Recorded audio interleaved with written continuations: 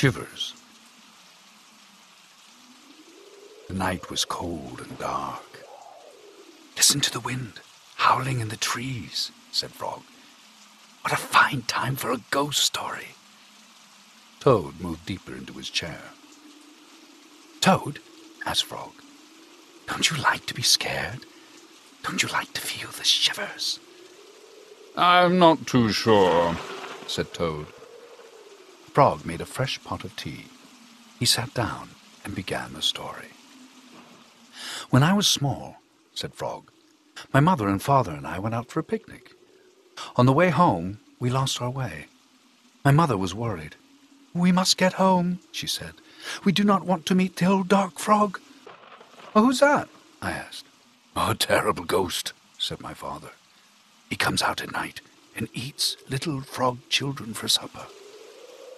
Toad sipped his tea. "Frog," he asked, "are you making this up?" "Maybe yes, and maybe no," said Frog. "My mother and father went to search for a path," said Frog. "They told me to wait until they came back.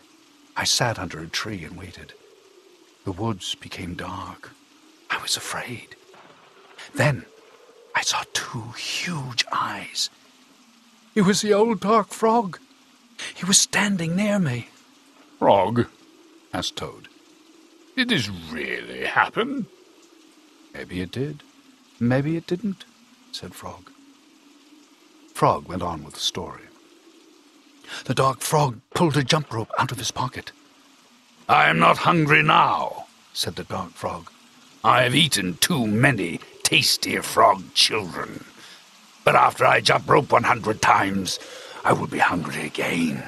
Then I will eat you.' The dark frog tied one end of the rope to a tree. 'Turn for me!' he shouted. I turned the rope for the dark frog. He jumped 20 times. 'I'm beginning to get hungry,' said the dark frog. He jumped 50 times. 'I'm getting hungrier,' said the dark frog. He jumped 90 times. 'I'm very hungry now,' said the dark frog. "What happened then?" asked Toad. "I had to save my life," said Frog. "I ran around and around the tree with the rope. I tied up the old dark frog.